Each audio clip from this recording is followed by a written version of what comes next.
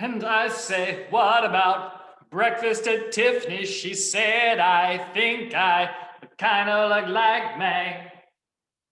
Yeah, just kidding. Just a floating head, you know. Trying to add some levity to the situation. So, do you like my hair? Got these natural highlights. Hashtag no product. I'm in a mood, aren't I?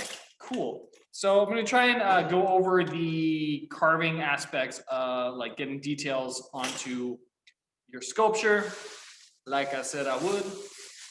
So I got my sculpture all wrapped up here. My spray bottle somewhere? All right, remember this guy? Yeah. You've been maintaining him. You've been you got your own, so you've been maintaining it. Spritzing when you need. If you don't have a spritzer, you can use a wet cloth, damp cloth, just so that it stays hydrated. You've got your reference images around, so you know what you're looking at, what you're shooting towards, pose, like you've got some actual real life detail. So I'm going to continue working on this guy here because it's about time that I do. I'm going to try and get my hair out of the way. My hair, it's pretty good hair, you know, pretty good hair. So I've got a number of carving tools, and if you're at home and you have one, you're going to use it to the best of your ability. I also have a needle tool. Got this little guy. Like, these are a selection of things that you could use. I also have some small ones, and I have a lot of duplicates. That's just what I grabbed from the section over there. So what we're going to do, and what you should start thinking about, and like what you should be doing, is when it's leather hard and it's kind of nice, it's really nice to carve at that stage. So you can start, and you have these reference images, and what you can do is really start to refine the form, and you can start to like carve it down a little bit and give it more of a shape, more of the form you want. So you can take this, and where the neck, like maybe the neck needs to be a little thinner to like highlight the cheeks.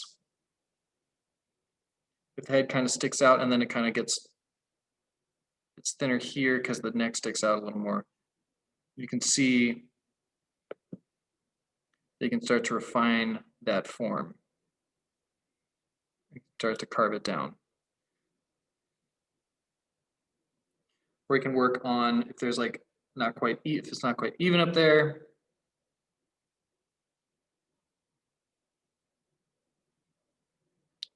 You're just taking your time, carving some away.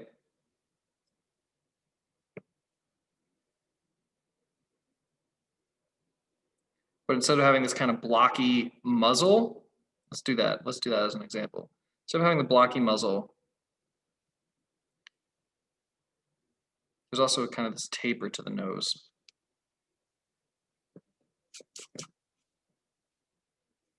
So I kind of have the brow kind of comes down, and there's a slant, and then there's this curves down a little bit here.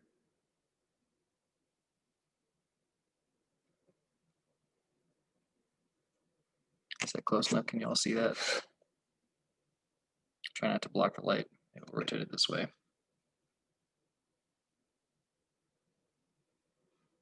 There's sort of a bridge of the nose here, and it gets a little wider.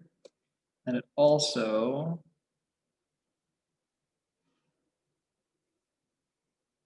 thins out like this. So I'm looking at an image right here. This image right here, there's the face. I'm working on the face. I'm working a little backwards so that you can have a sense of it from the camera. So that the camera right here can see what's going on. Otherwise, I would typically have it facing towards me, but I can rotate my body over here.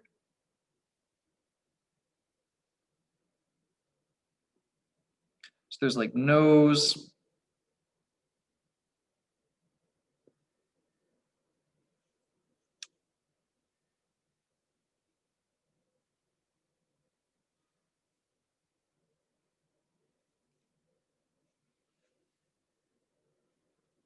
You can even do the smaller, like you take little areas and get it to have that curve. So rather than having it be chunky, you get it to be a little more curved.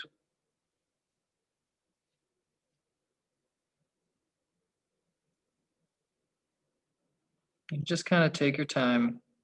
You slowly sneak in and narrow in on that form that you're trying to create.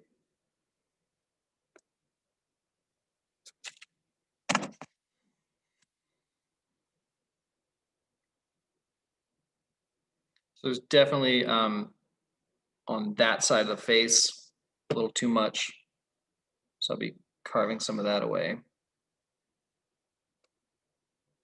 Continually checking my reference images.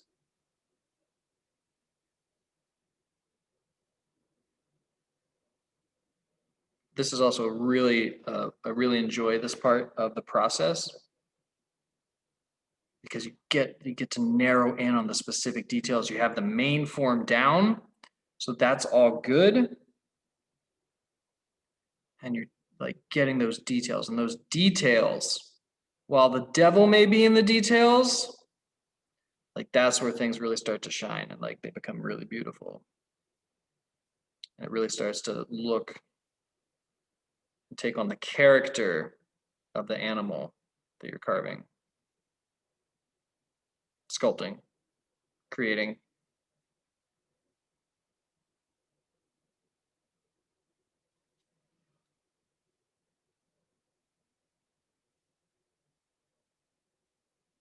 There's also like a little, if you go under the chin, like right there, the chin kind of goes back up. Mine doesn't quite do that. So you can use this and like carve out that little area. I know my head is solid and I knew I was going to carve it down, and I need to carve it down to get it a little thinner.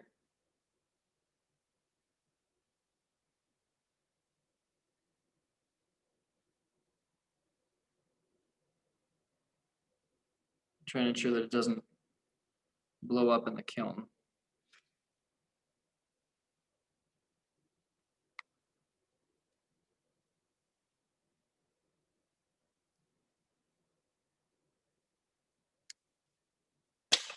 This one's a little more rounded.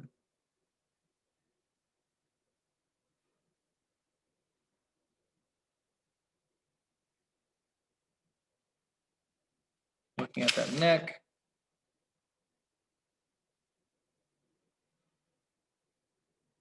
It's all well attached and it's been sitting for a while, so I know that the clay's connected. I don't have to worry about the structure.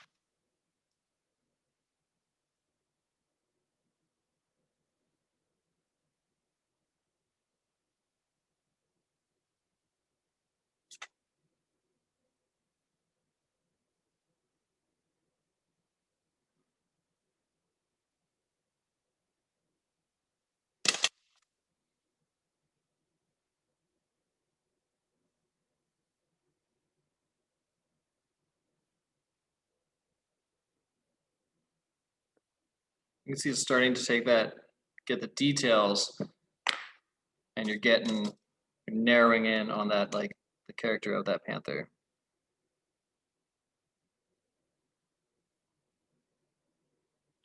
I'm narrowing on the panther. You're narrowing in on whatever you're doing. Chicken, polar bear, German shepherd, pit bull, cat, large cat, white tiger,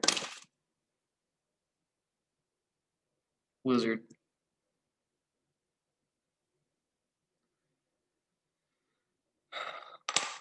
So that's how you do that. If you have to add a little, like you can still add some pieces. So if you got that clay that I brought over, that I had somewhere, this is why it's good to stay organized.